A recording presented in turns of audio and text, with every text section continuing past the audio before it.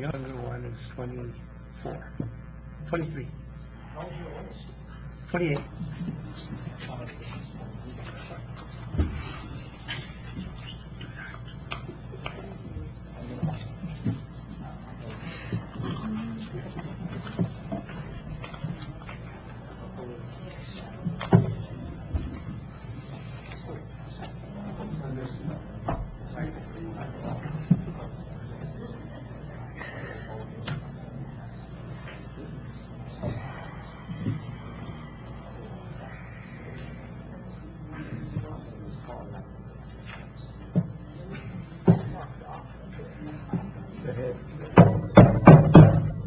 Good morning, everyone.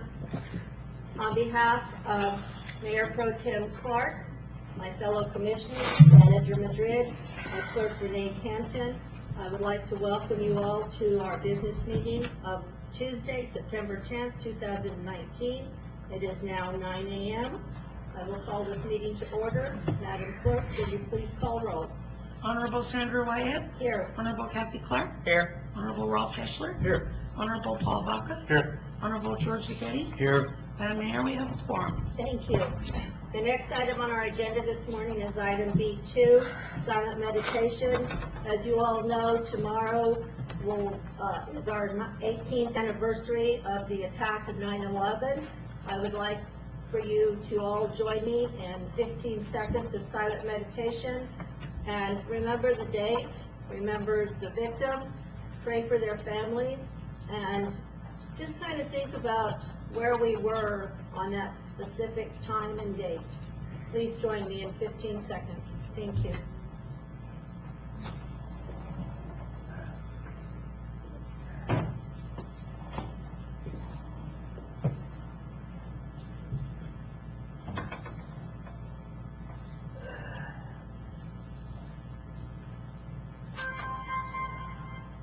Thank you. 3, the Pledge of Allegiance. Commissioner Heschler, would you please lead us in the pledge? I pledge allegiance to the flag of the United States of America and to the republic for which it stands, one nation under God, indivisible, with liberty and justice for all. I would also like to ask that anyone that has a cell phone, please put it on vibrate or turn it on. Remember, it's kind of distracting when it rings or beeps or whatever it does. Thank you. The next item on our agenda this morning is item B4, the approval of the agenda. Do I have a motion to approve the agenda for September 10th, 2019? Or are there any corrections or changes? So moved, Mayor. Thank you. I have a motion and a second to approve the agenda for September 10th, 2019 as submitted. Is there any further questions, comments, or concerns? Hearing none, all those in favor signify by saying aye. Aye. Those opposed, same sign. Motion carries. The next item on our agenda this morning is item C, consent calendar. It consists of C1, City Commission regular minutes, August 27th, 2019, and item C2, accounts payable for August 2019. Do I have a motion to approve the consent calendars? I move to approve the consent calendar as stated by the mayor. Thank you. Second. I have a motion and a second to approve the consent calendar as noted. Is there any further questions, comments, or concerns? Hearing none, all those in favor signify by saying aye. Aye. Those opposed, same sign. Motion carries. The next item on our agenda is item D, public comment. I ask anyone that has public comment that has not signed in to either sign in, or after I go through the list of those that have signed in, can speak after that. When you approach the podium, please state your name and your address.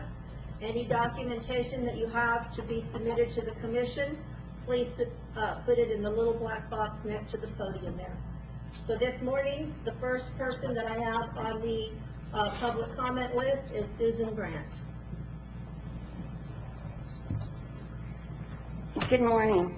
My favorite subject to talk to you about is the traffic on Foch and Main. Since I was here last month, we have had 2 automobile accidents and one near pedestrian accident. What's interesting about the near pedestrian accident, the person was coming down Foch Hill, continuing across, a car had stopped. A city pickup truck with the person on the phone blew through the crosswalk and turned down Foch Street. My second thing I wish to mention is that I have worked that corner since I was 17. No one has ever attempted to do anything about the problem. And I admire Mr. Alvarez for being the first person to take an action. Do I agree with what the state did? No, I think there's a better solution. That's why I'm here. My first conversation with Mr. Alvarez was 4.25 minutes. That's all I asked. I wanted to show him what the cobblestone did.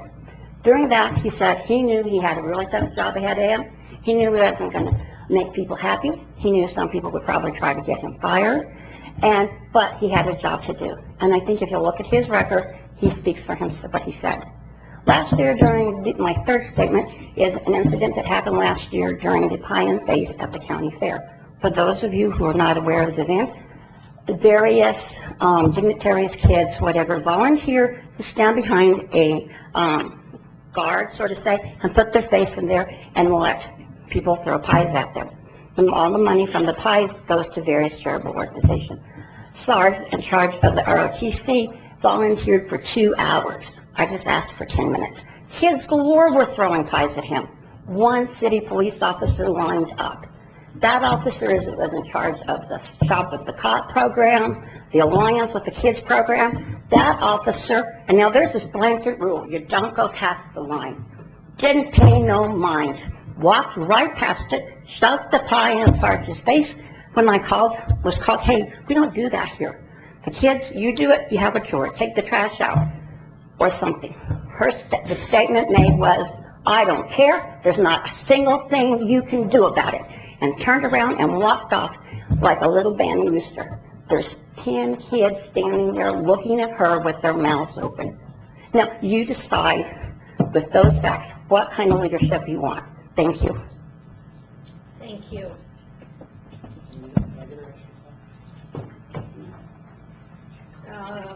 Number 2, I have a hard time reading this. Steve. Steve? Steve. All right. I didn't say it was right. Steve Buckley. You know I can talk. I didn't say it was right. Yes, thank you. And also, please remember our 3-minute rule. I got a clock right here. Thank you. Good morning, Commissioners, Mayor, and also Mr. Madrid. I come here to support 2 very important people and friends in my life. One is Mr. Madrid, who's the city manager, and one is the chief of police. And I consider them to be very honorable men and be friends. And I know they face a difficult task ahead, right? And I really think in many ways it's tearing probably both of them apart because I think they like each other very well, okay? But I am here really to support the chief because over the last, year, 14 months he's been here, he's had to operate under 3 different managers, right? Even though one was an interim. It's very difficult to establish things and get things running. But one of the first things that happened when he came to town was I got a call, and I don't remember if it was the city manager or the mayor, asked me to take him around and show him the city and introduce him to people. And he asked, well, I'd like to find out more about the town. What are groups I can talk to? So he spent a lot of time running around talking to various groups, American Legion, the Moose Club, even the Pink Ladies and several other organizations to try to get an assessment of what the needs of the community are, okay? And that talks about a leader. You have to watch, listen, talk to your team, talk to people who used to be on the team, like retirees, and then assess the situation and come up with a plan. And I think that's what he did and that stuff. So I have 5 other reasons I think that, and the other thing I think is I think we have to give Mr. Madrid the time to not be pressured to make good decisions and go through an investigation, inquiry, I don't know what you all call these things, and therefore it's fair to all concerned, right? It gives it an opportunity. I am very pleased with the assessment process he went through. I think the handling of the panhandlers in the homeless situation and building a coalition and getting people together who had never been brought together before. I can't remember when the Ministerial Alliance was brought together with healthcare and police and these kind of people to address an issue, to come up with a concept of not a hand out, but a hand up, right, to take care of homeless and people. I thought that was wonderful. His volunteer program to resolve the problem of the shortfall that we have because we have an economy that doesn't allow you all to have all the people you really need to get the job done. Okay, and I think that's important. I saw leadership in the area of the drug issues, talking to healthcare workers, OSAP, JJAC, those kind of things. And I just want to say thank you for giving me some time. I think both these people are great people and deserve to be part of our community. Thank you. Thank you, Mr. Buckley. The next person on our list is Dan Martin. I'm just a student at Colorado State. Just wanted to kind of come observe. I probably mistakenly just put my name down to say I was present. And yeah, so I don't want to take up your time, but Thank you and sorry for welcome. that. Thank you. The next item on our, the next person is Randall Lawson.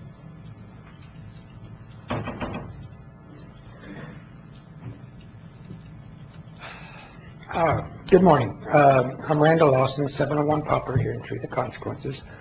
I, like Mr. Buckley, I'm here in support of the chief. I think he's done a more than admirable job for our city. I feel there is a different feel to our city. I think people feel more comfortable. People feel like they can, it's like a child being able to talk to his parent. People can talk to him and they can get results, because I had some problems in my neighborhood. He not only was the problem taken care of, but he made sure after he contacted me and made me feel very good knowing that there is somebody in this community that does care. And whether this is a political something or another for somebody, I don't know. It kind of sounds like it might be, but I think the problem necessarily is with the chief. Maybe the person has brought these, whatever it is that's brought it against the chief. I think that person needs to be looked at very, very closely. Thank you. Thank you. Ron Pecoric. Good morning, Madam Mayor, Commissioners. Ron Pecoric, TRC. I have several items. One is that the town hall I had with Mr. Madrid last week was really wonderful. Thank you. The golf course got flooded again. I'm sure you all know that. And there's silt all over number 1, number 3, 5. I'd like to have a bridge put in. I'd like to contribute to a bridge for a tribute to a guy who goes out there every day. He even played when the greens were iced. I mean, he's out there every day. So I think we need a bridge on number 1.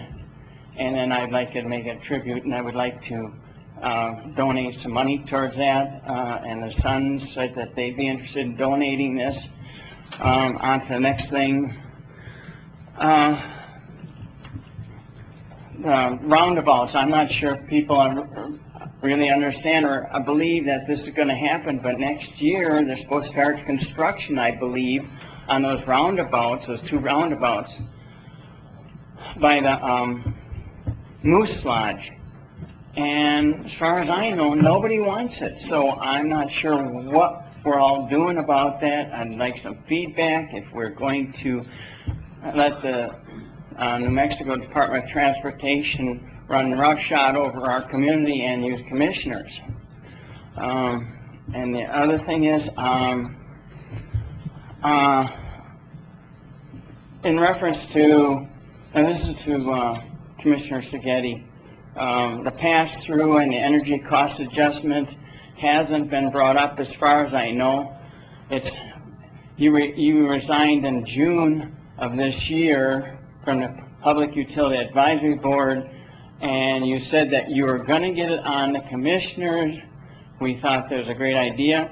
that pass-through has not been calculated, since 2011, 8 years ago? And part of that code we wanted to change was to have it done annually. So we might be overcharged or undercharged on an electric bill because of that. So I'm asking, when are we going to do that? Thank you. Thank you, Ron. Susan Hafner.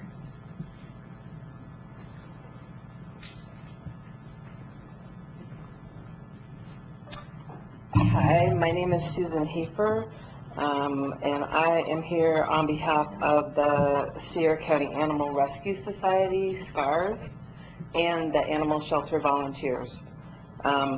The volunteer program was able to start soliciting volunteers in October of 2018, and to date, we've recruited 66 volunteers. Those 66 volunteers contribute about 30 hours per week at the animal shelter. They do things like clean cat cages, clean dog kennels, do laundry, answer the phone, greet the public, walk the dogs. And additionally, countless hours are spent out of the shelter doing things like transport and promoting our animals on social media and getting the animals posted on Pet Finder so that people understand they're available for adoption. Additionally, in the last 6 months, we've recruited 14 foster families who have or are currently fostering mamas with litters of kitties, kitties without mamas, dogs, puppies. One of the puppies was 2 days old. You should see him now. He's gorgeous. And right now, we just started fostering 11 puppies that were born in a shelter from a stray dog. So we've got all 11 of those puppies in foster homes. We've been grant writing and secured over $35,000 in funds that are specifically to support the shelter and the animals. Our Ready, Set, Go program is a program that pays for shots, spaying and neutering, and microchipping before an animal is adopted. To date, over a dozen cats and 6 dogs have been through that program. We'll transport a dozen more animals tomorrow. We have plans for the 11 puppies to go through that program in November. All of that is paid for by the Sierra County Animal Rescue Society.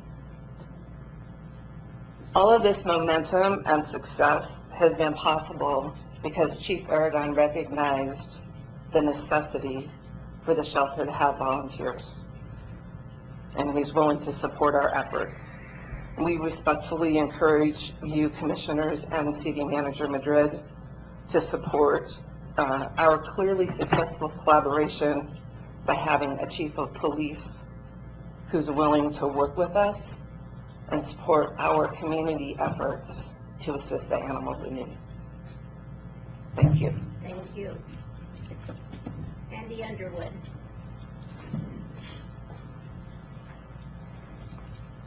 Good morning, Commissioners. I'm Andy Underwood, 408 Main, and I would like to talk to you briefly about the parking at the corner of Foch and Main again.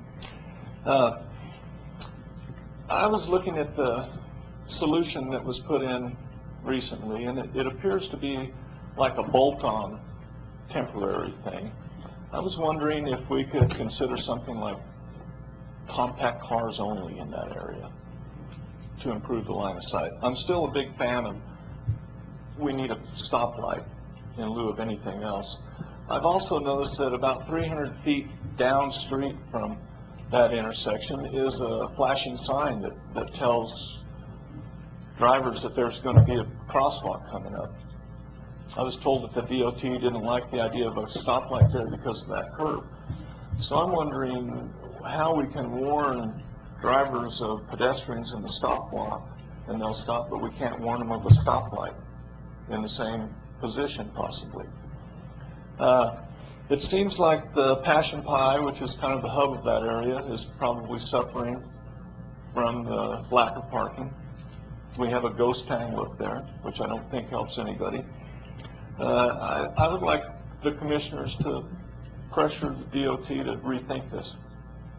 My conversations with them have said that that might be successful. I don't know. But I think we're going to have to do something. I still think we need to slow this town down, 15 miles an hour through that whole area. Give the tourists a chance to see what's going on and maybe stop. The more tourists we have, the better the downtown area is going to be. If it looks quiet and silent, I don't think it's going to do any of us any good. So I really think experimental, maybe compact car only sign instead of the barricades might be cool. I don't know. Something's going to have to be done, and I'll keep thinking, and I hope you guys keep thinking too. And thank you very much for your time. Have a good meeting. Thank you. Diane Lombardo.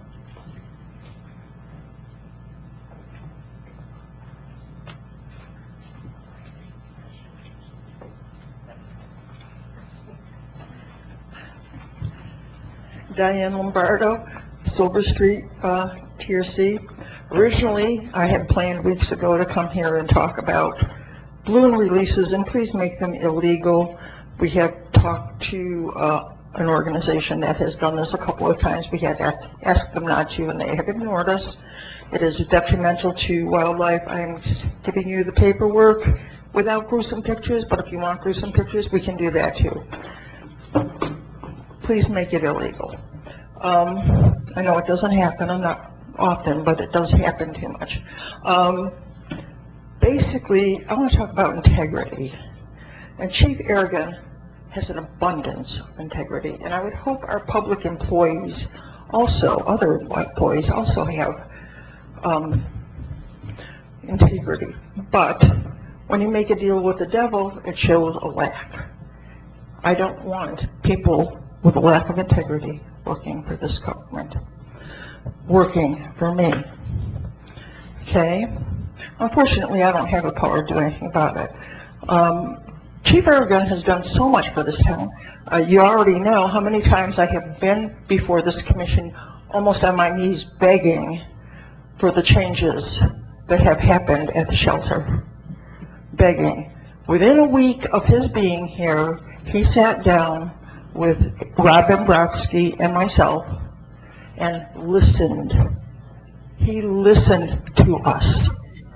And out of that meeting came the changes in the shelter, which is making it a wonderful, the staff has had the ability to make it a wonderful shelter. But his superpower is listening.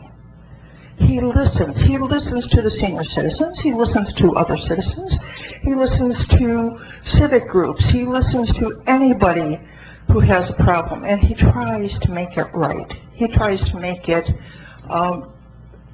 happen for them, and he checks up to make sure it did and make sure they are happy.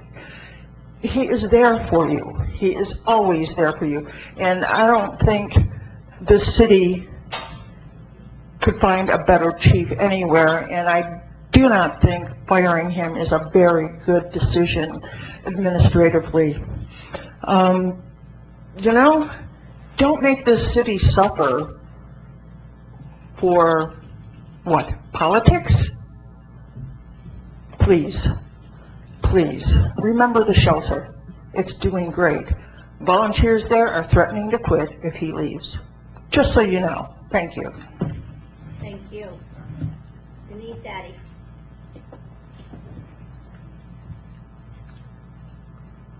Denise Addy, Caballo, New Mexico. Good morning, Mrs. Mayor, Commissioners, City Manager. I'm just coming to, if it wasn't for Chief, we would not be doing 9/11 this year because of all of the tragedies in my own personal life. So I have to give him kudos for lighting a fire under my hiney this year and making me go forward with 9/11. I can assure you that I did hear the concerns of the people about the balloons, and there will be no balloons this year. So you don't have to make them illegal. just because. And we only did it once, and that was last year. So there will be no balloons. And I look forward to seeing you guys all there tomorrow. It's going to be a great event, and you thank Chief for this year. Thanks. Have a great Thank you, day. Denise. On Townsend. Hans Townsend, Desert View Inn and Chamber of Commerce. Good morning, Commissioners. Madam Mayor and our good friend Renee, I think we have a question here of whether you are looking at people in charge of different aspects of the community who have integrity, or you look at people who have arrogance and don't want to be involved with people and don't even know the law when you talk to them. And before Chief Aragon came here, I had a problem with a tenant who was disabled and did not pay, and I went down to the police station because the hotel law is different from apartment law and that kind of thing. And the two people in charge of the police station were sitting around the corner from the window trying to be out of sight. And when I asked questions and wanted to see somebody, I was not treated very nicely. Arrogance and not knowing the law when you talk to them really doesn't help you. In the end, I had to go to the sheriff's office, and they did proceed with the problem. Chief Aragon came to this city, and he went around to the organizations, as other people have said. He came to the chamber, he listened, and I told him at that time that he had officers that were not there for the good of the town. They were there for the good of themselves, and that's a big hindrance. We have people in this town that work for themselves, not for anything else, even though you may think that they are working for the good of the town, and that's sometimes a problem. And in this case, I cannot for the life of me believe that this has even come up in this way, because there is such a difference between the character of these people that for me it's clear cut, and I can't for the life of me understand how it came up. And fortunately I heard about it in the last couple of days. Chief Aragon has been a blessing to this town, and I'm not saying he's perfect. I know he's not perfect. But he talks to people, he listens to people, and he does try to do something about it. You have people in the police force and other places too, who don't talk to you, don't want to listen to you, are very arrogant, think they know it all, and don't treat you as a person. And you don't need that. We have enough of that. And so I really want you to think about this. This is really moving in a bad direction for the city. And you've got to put some real thought into this. You don't get people don't treat you the same as they treat other people out on the street.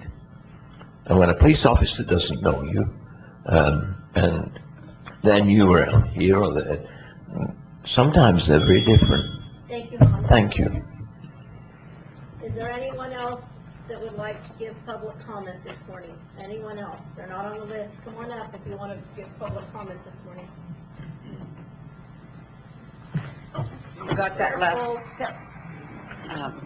I didn't pay attention to the sign-ups over there, so my name's Carol Wheeler, Corbett Street, Truth or Consequences, coordinator for the dog park, and also a member of the Friends of the TRC Animal Shelter Board. And I don't have any more to say about the chief's ability to bring things together in this town that the other people haven't said. He was out there at the dog park raking rocks with our rock raking group physically, and in support of the animal shelter. It would have been a non-entity, which it has been now, and it is benefiting this county and the city. And that's really all I can say. They've said everything I could think of. Thank you. Thank you, Carol.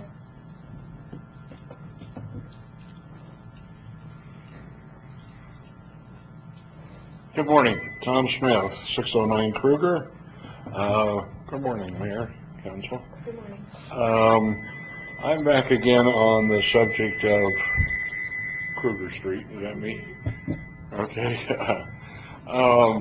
Just to give you a little history on this, maybe a little bit better.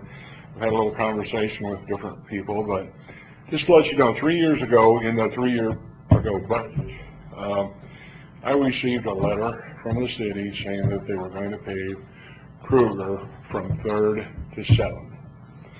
And they come out and started, you know, we talked to the guys, everything was going good.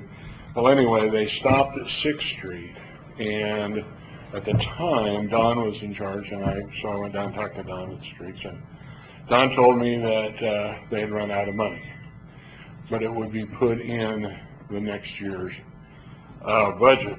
So budget year number 2, a little bit after that, I went down. Of course, you have personnel changes and that type of thing, and for some reason it wasn't put on the budget. And I asked at that time the acting street superintendent if he could look into it, and he said he would. Didn't hear anything back, that type of thing. I think that what happened is, I believe that your city manager at that time had a vendetta against me, probably because I was pretty vocal about his past history and his performance. And I think he just said, "We got this covered. You know, we're just not gonna do that." Even though they went up to 7th Street and put the curb and gutter in. So last year they finished. They brought up 7th Street to the intersection of Kruger there, and they've got curb and gutter and everything there. So basically, what you've got is a project that's just not finished. It's there. I would invite any of you, or all of you, Morris, I know you're shaking your head. You've probably seen it, but take a look at it. It's just that one little block that's not finished. And now, of course, you're working on 8th Street. Your guys are there. You got equipment, you know, that type of thing. I just feel it's just, not just me, but it's just an incompleted project that should have been taken care of 3 years ago. And I think I knew why there wasn't, but it's not on the budget. I mean, it's not in your this 3rd year of budgeting. It's not in that proposal there. I did find that out. So I would like to have you guys take a look at that. Really, it's just a project that it's one block, needs to be finished and over with. I'm out of time. The pool, we're worried about the pool. I'm going to sit here and listen. Yes. Do we have anyone else for public comment this morning? Anyone else? Seeing and hearing none, we're going to move on to our next item on our agenda, which is response to public comment. Do I have any response to public comment this morning? I would like to thank everyone for coming down, being with us this morning, for your public comments. Everything will be taken into consideration. I do understand that a lot of you were here to voice your concerns and opinion and support for our chief of police. I do want to assure you that the city manager is the one that oversees personnel issues, and we as the commission hire the city manager, which we have done, and so it is up to him. He is the one that has taken this into consideration. I think with his background, experience, he does come from, his family has a little bit of background of law enforcement, and so I think he does understand the process. He does understand what is going on. He does understand our community, and I would just rest assured that he will do whatever's right for the community and the citizens, as well as the employees of the City of Truth or Consequences. Thank you. Do I have any other public response this morning to public comment? Manager Madrid. No, Mayor. Maybe a couple of quick items in response to what we heard this morning. In regard to Mr. Pachurik. Did I say that right? Correct. Yes, we did have a lengthy discussion, and one of the things was our utility structure on the rates. And I think that's something that we're going to continue. I look forward to working with him on that. We will make sure that the PUAB is a primary vehicle for that. And that's something that has been recommended by USDA, and it's due, and we do need to look at that. In regard to Kruger Street, that was actually brought up to me by Tracy and our street department director, Benny. So we are looking at that. We got our budget approved from DFA last week, so now we can start processing budget adjustments. We're going to look for the funding. That one's kind of a no-brainer. You're right. Thank you, Mayor. Thank you. Do I have any other response to public comment this evening? I just want to say one thing, because concerning Chief Eric, because there's rumors wandering around all over and nobody knows. The situation is that the chief is on administrative leave at this time. Okay? And he has not been fired or anything else, just to make sure everybody understands what the current situation is. Thank you, Commissioner Zagetti. Any other comments? Moving on to our next item on our agenda is item F, ordinance resolutions and zoning. F1, discussion action, resolution number 1519/20, adopting the ICIP for the Sierra Joint Office on Aging, SJOA. Manager Madrid. Mayor, Commissioners, we do have representatives from the SJOA along with Tracy. I'm going to ask all three of them to come up. The reason that this is on our agenda, I believe, is that they are required to submit their own individual ICIP as their funding is through the city. We are required to sanction it also. We do have... Excuse me just a minute. Hans, thank you. Thank you. Sorry. Remember, we're in a business meeting. If you need to talk, please do so outside. So this is to show that we are in agreement. We sanction the plan that they have. We actually have a thing in common on our ICIP, and that's for the roof. But go ahead, Tracy. Morning, Mayor, Mayor Pro Tem, Commissioners. So as we proceeded forward with looking into our projects for our ICIP, the one thing that definitely stood out at our ICIP meeting that they held was that they wanted to see municipalities support the SJOAs for their projects. And so with that being said, we met with the SJOA, and we met with an engineering firm as well. And Mr. Madrid and I did a really good tour and realized that there are a lot of concerns and issues with the SJOA building. And so we wanted to collaborate with SJOA on our ICIP. And with that being said, I'm going to turn it over to you guys to talk about the projects and what we came up with. But rest assured that what they have on theirs, we also have on our ICIP as well. We don't have to rank it as number 1. We just have to show that we support it, and at this time it's ranked as number 13 for the 2021 year. So. Thank you.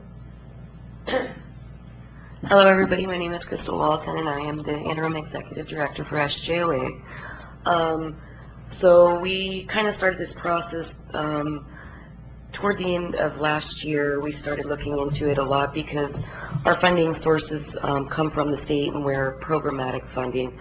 And it was said to us that we were, looking at some problems within funding because of the lack of fire codes and, safety situations. And at that time, Lisa and myself decided to go speak with Mr. Madrid on the findings of that.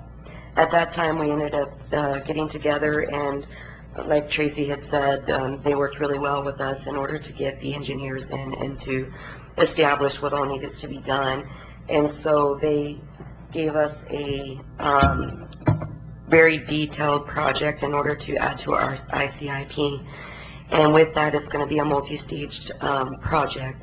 So the first stage of the project is basically bringing our building current in order for us to continue to operate out of it without there being any additional issues.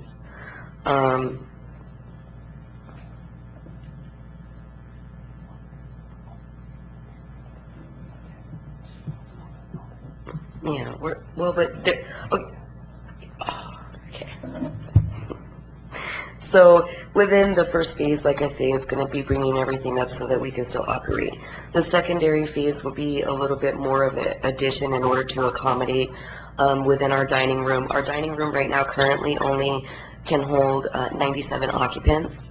In a day during our summer months, we're running around 120 occupants for lunch.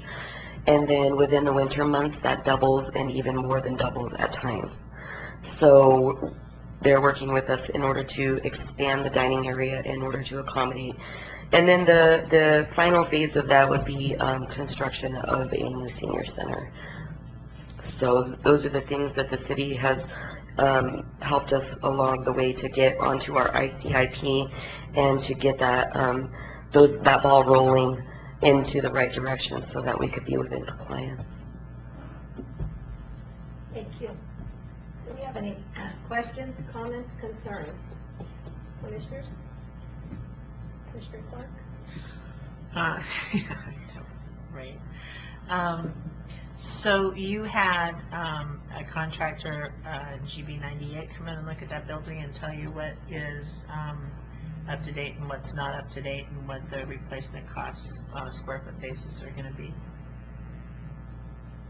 Yes, correct. We had an engineering firm, and they had their group of professionals come through, and we went inch by inch through that facility a few different times. Yes. And so what you're seeing on that long stretch plan is there's immediate improvements that need to be done because we obviously don't have the funding to build a whole new facility right now. And so by doing the improvements to at least be able to bring them into some ADA compliance and make things safer and facilitate better for our seniors, there's certain immediate things that need to be done. In the future, what we would like to do, I think, as a city and with the SJOA, we would like to look at a possible multi-generational facility, which would not only be for everybody in the city, but we would also plan in there a facility or area that would also house the seniors as well. And so that's why you're seeing improvements, and now we put money into improvements and we want to build a new facility. It's just kind of a long-term goal in there. So would you tear down the one that's existing and build a new one on top of that, or would you go to a different location completely? The location, ideally, we would like to remain the same.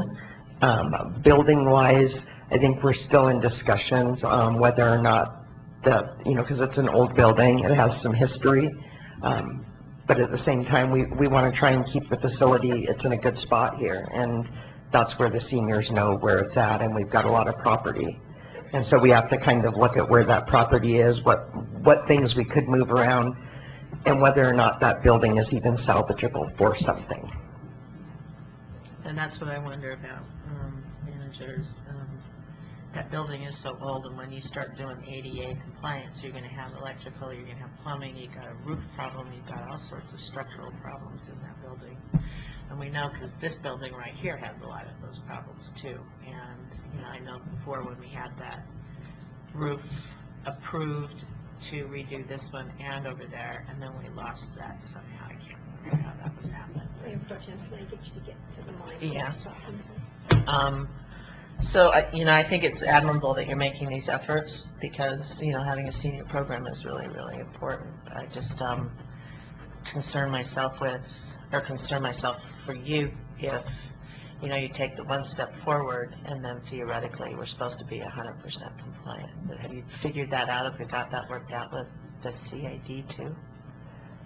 We're in the beginning stages kind of that. I mean, right now the big thing is addressing the immediate concerns of the seniors and then looking at whether or not, it'd be a 2-year, a 5-year, a 10-year plan on a multi-generational.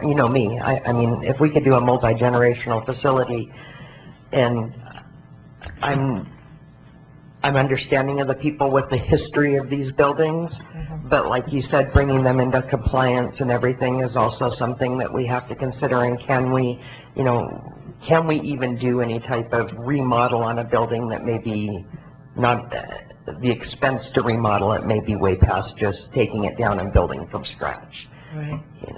But those are things we're definitely looking into. Okay. Manager. Mayor, Commissioner Clark, just to clarify, it was a licensed engineer that we did a walkthrough through, not a contractor, and I think you are exactly right. There are things in the short term that need to be addressed, such as ADA, safety issues, health and cleanliness issues, but we are going to get to a point where we may need to say, we're throwing good money after bad, and we need to just create a new facility. I think in the next couple of years, we may have an opportunity, because at the state level, senior citizens and their facilities get preference. They really do. And in the capital outlay funding especially, whether there's money or not, senior citizens centers are a priority. So there may be an opportunity here.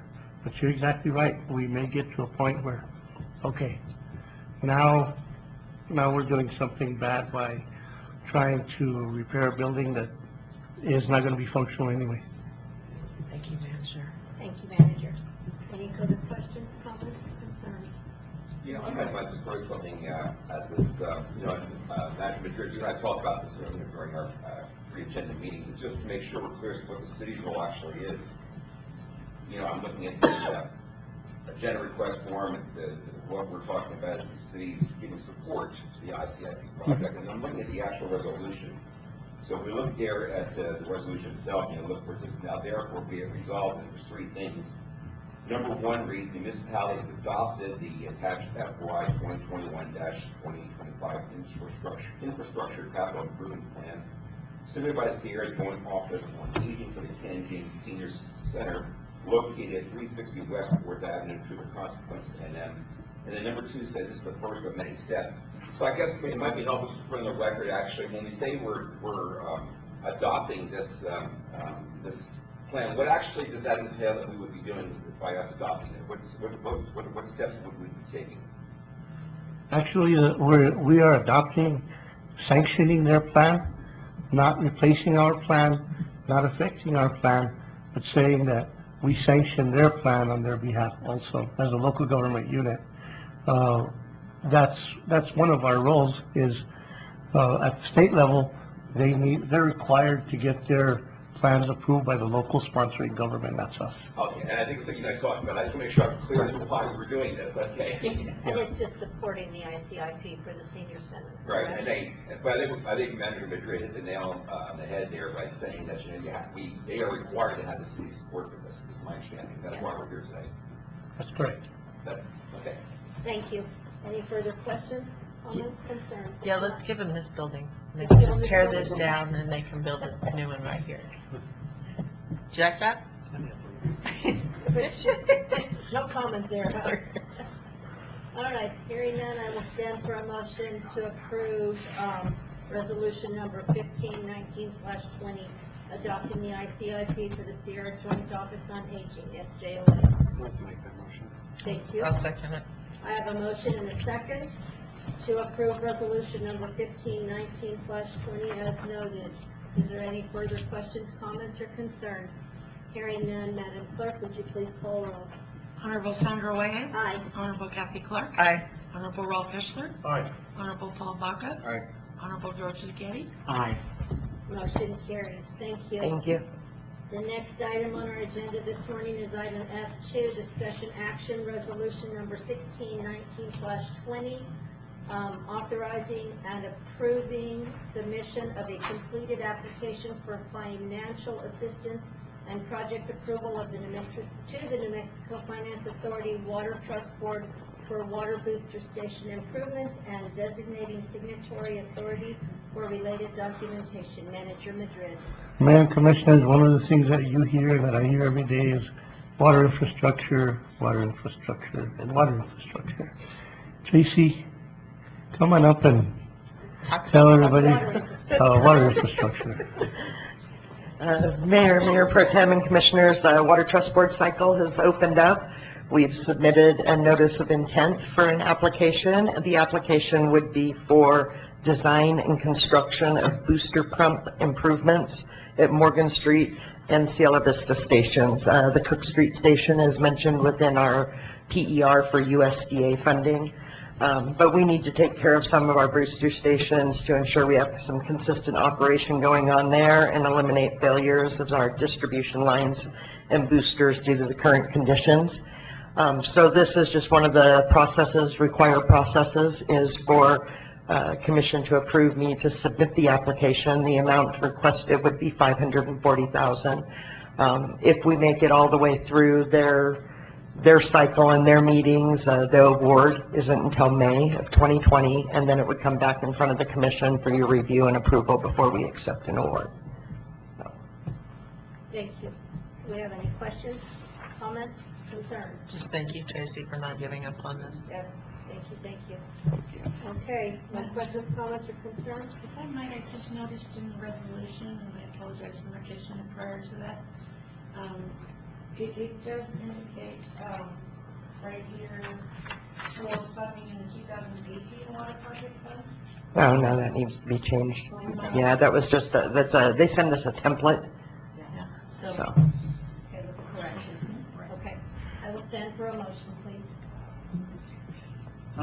Madam Mayor, I would like to move approval for resolution number 1619/20, authorizing and approving submission of a completed application for financial assistance and project approval to the New Mexico Finance Authority Water Trust Board for water booster station improvements and designating signatory authority for related documentation, as presented by City Manager Madrid and Tracy Burnett, with the correction on the date. Thank you. Do I have a second? I'll second that.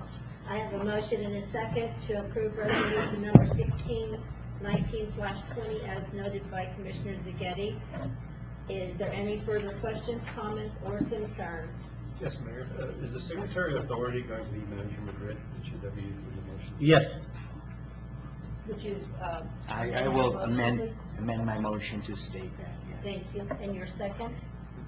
Thank you. The motion has been amended and seconded to note that Manager Madrid will be the signature authority. Is there any further questions, comments, or concerns? Thank you for catching that. Hearing none, Madam Clerk, would you please call roll? Honorable Senator Whitehead? Aye. Honorable Kathy Clark? Aye.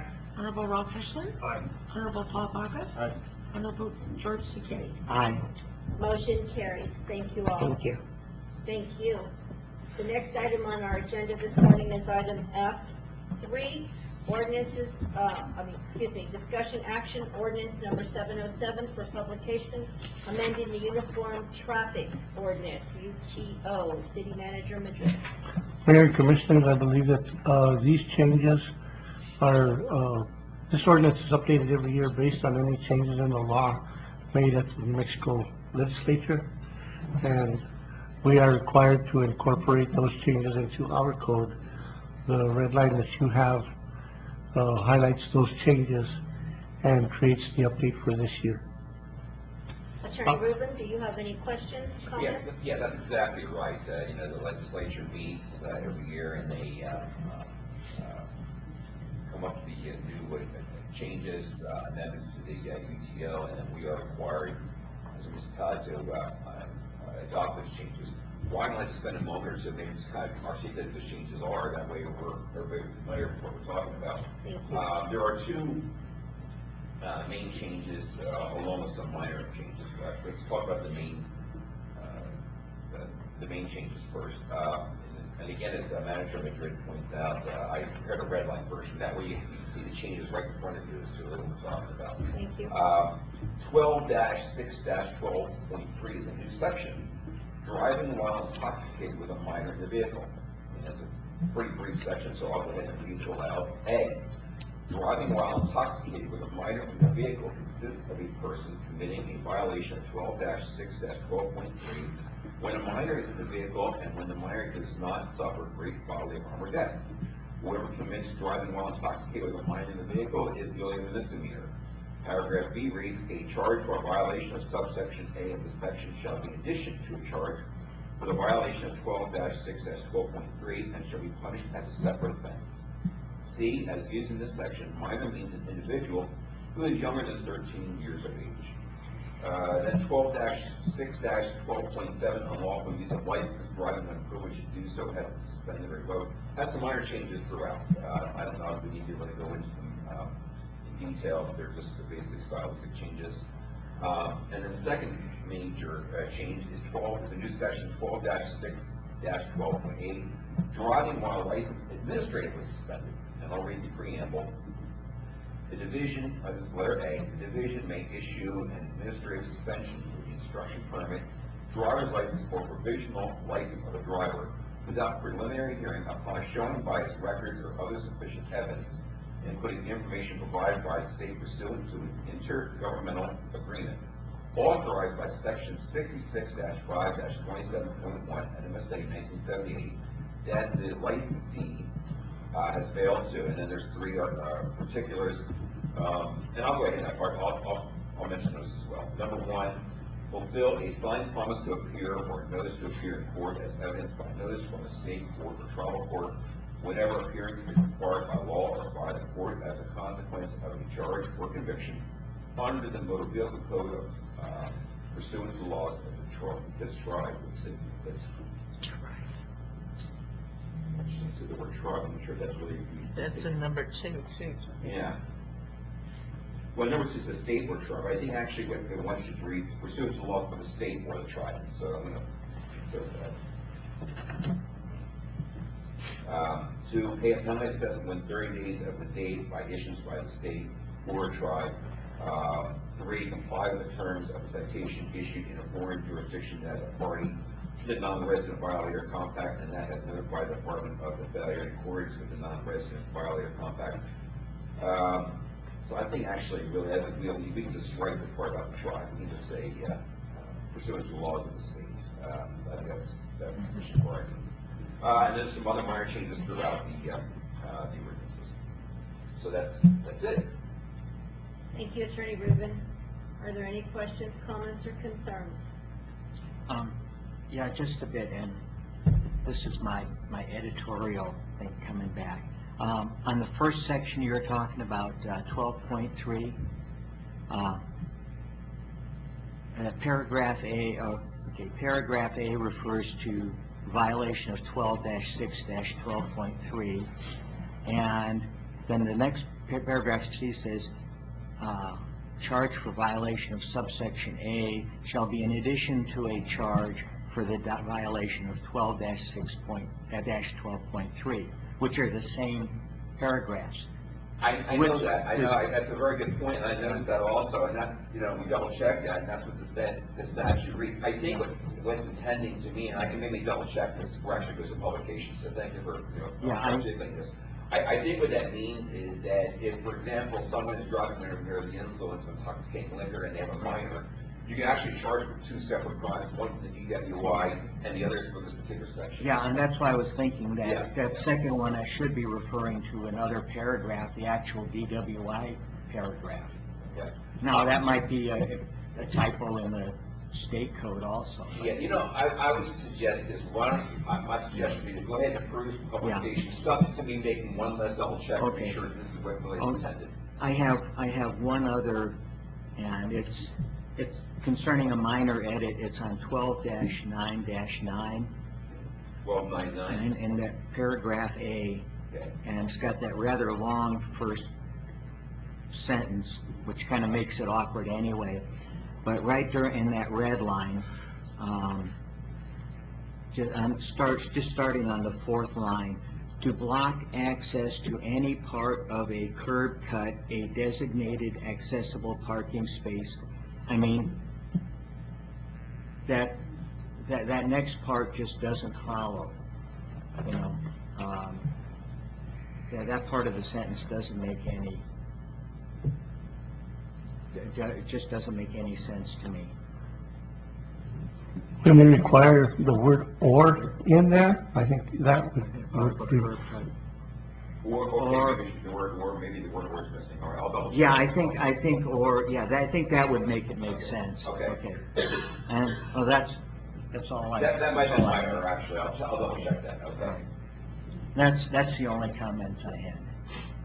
Thank you, Commissioner Zaghetti. Is there any further questions, comments, concerns? If not, I will stand for a motion. Mayor White, I'd like to move that we approve ordinance number 707 for publication amended the Uniform Traffic Ordinance as presented by our attorney, Mr. Rubin, with the changes that he alluded to. Thank you. Do I have a second? I'll second that. I have a motion and a second for publication of ordinance number 707 as noted by Commissioner Hedgelar. Are there any further questions, comments, or concerns? Hearing none, Madam Clerk, will you call roll, please? Honorable Sandra White? Aye. Honorable Kathy Clark? Aye. Honorable Ralph Eschler? Aye. Honorable Paul Baca? Aye. Honorable George Skiddy? Aye. Thank you. Motion carries. The next item on our agenda this morning is item G, reports. The first one is City Manager Madrid. Mayor and Commissioners, I have a brief report regarding a couple of items. The first one is I attended the annual municipal league conference, mainly the portions related to city management and finance.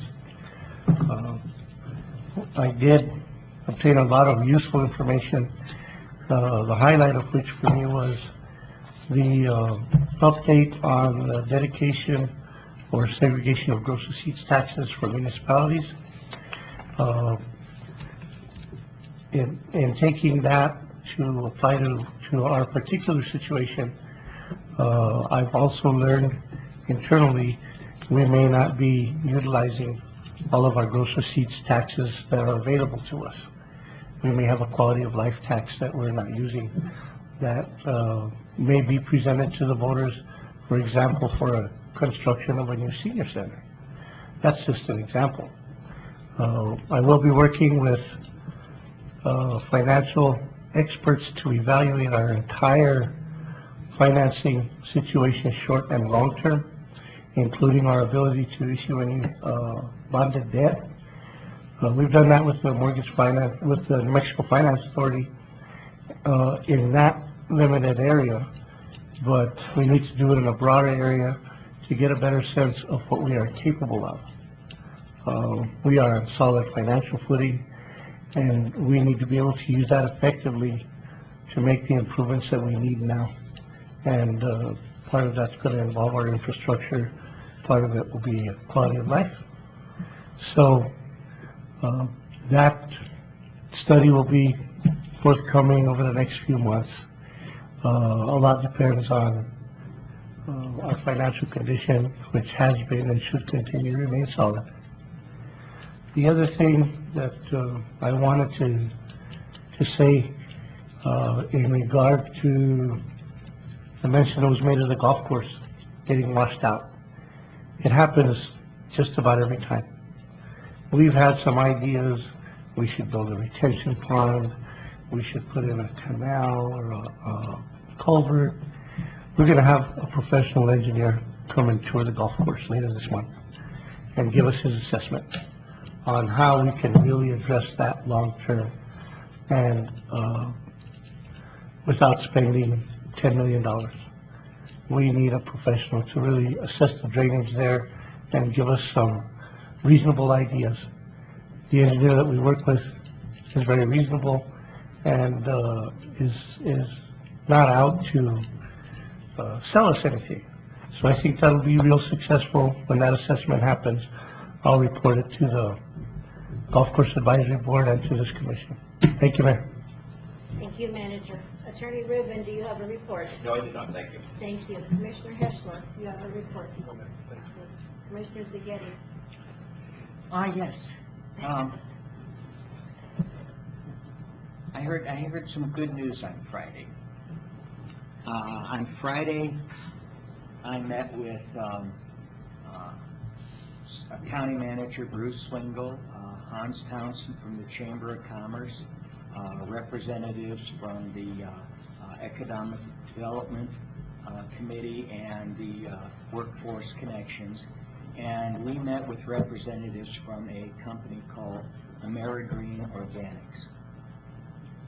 And AmeriGreen Organics is a substantial and growing organization taking advantages of the new laws allowing the growing of hemp and the processing of hemp products. And the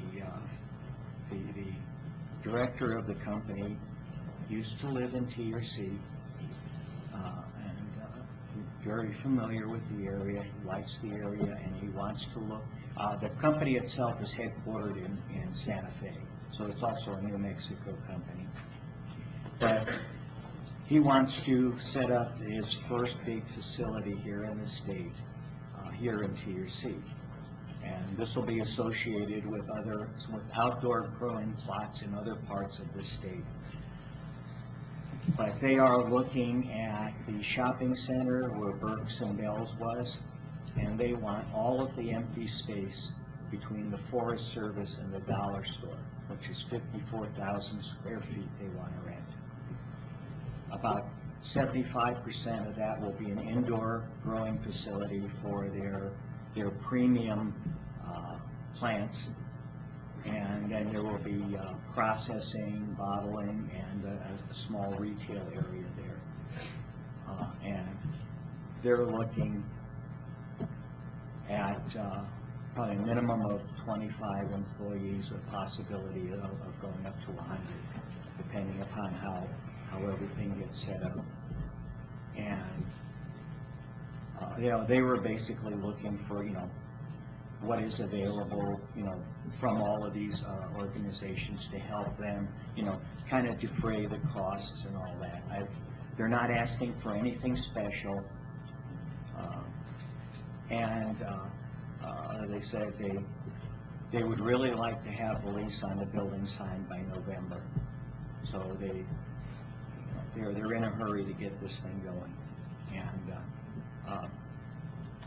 they are now aware of the city's discount utility program that we passed about a year or so ago. And with all the other incentives that are available, I think they're very happy with the deal they're getting here. Right, again, the big deal right now is negotiating the rent on that space. So they know they have the cities, they have our support, and the support from the county and the other organizations. I think this could be a major boost for our economy. That's all I have. Thank you, Commissioner Zaghetti. Commissioner Baca. Yes, I was thinking about some stuff and was noticing, well, not noticing, but our wastewater and water guys, I was wondering why we don't consider possibly maybe hiring a construction company to help these guys out. I'm sure these guys like the overtime, don't get me wrong, but I'm sure they're getting burned out as well. And I'd rather keep the employees than lose them. Something to consider anyways. Commissioner, you're exactly right. We're in the process of getting quotes to actually finish this job here by a contractor on an emergency basis. Jesse has that option all the time. We are also in the process of hiring at least 3 more temporary workers just so they can get caught up and get ready for the winter. It's going to be our policy now to, if we have a leak, that if we can replace the entire block, we want to do that if it's necessary. But that the director does have both of those options, and we are going to use them particularly on this project this time. Is that all you have? Yes. Thank you, sir. Commissioner Clark. Nothing. No report at this time. No report at this time. And the only report I have is that I understand that the National Christmas Tree will be traveling through Truth or Consequences, Sierra County on, I think, Thursday, November 14th. We're planning on having a big reception, a big kind of touring party, and as further information comes, I will announce that at upcoming meetings. I do know that people have been gathering to put this together, and this is very exciting for our city. And just think how much fun that will be for the holidays to have that national tree coming through our community. And hopefully we can get everyone involved, not only the schools, but the city, the county, fire departments, police departments, and just make it a really big, event. And that's all I have at this moment, other than a reminder that our next meeting will be on Wednesday, September 25th, 2019, starting at 9 a.m. And there will be no public comment at that meeting, but there will be public comment at the town hall, which will start at 6 p.m. that evening here in the chambers. And at this time, the next item on our agenda is executive session H1, real property, various properties pursuant to 1015-1H8, and H2, limited personnel matters pursuant to 1015-1H2. Do I have a motion to go into executive session? I'll make that motion. Second. I have a motion and a second to go into executive session as noted. If there are any questions, comments, concerns? Hearing none, Madam Clerk, would you please call roll? Honorable Sandra Whitehead. Aye. Honorable Kathy Clark. Aye. Honorable Rolf Fisler. Aye. Honorable Paul Baca. Aye. Honorable George Takei. Aye. Thank you. Motion carries. Sandy, can you give me a minute to look outside? Yes.